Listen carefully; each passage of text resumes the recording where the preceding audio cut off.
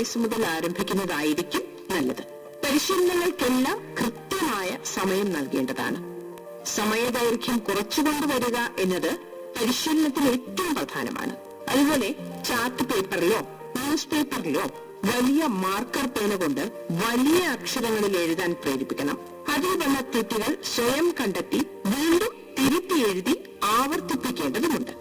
വീട്ടിൽ വച്ച് നടത്തേണ്ടതായ ഇത്തരം പരിശീലനങ്ങൾ കൊണ്ടും പുരോഗമനമില്ല എന്ന് കണ്ടാൽ ഒരു സൈക്കോളജിസ്റ്റിന്റെ സഹായം ആവശ്യമായി വരും.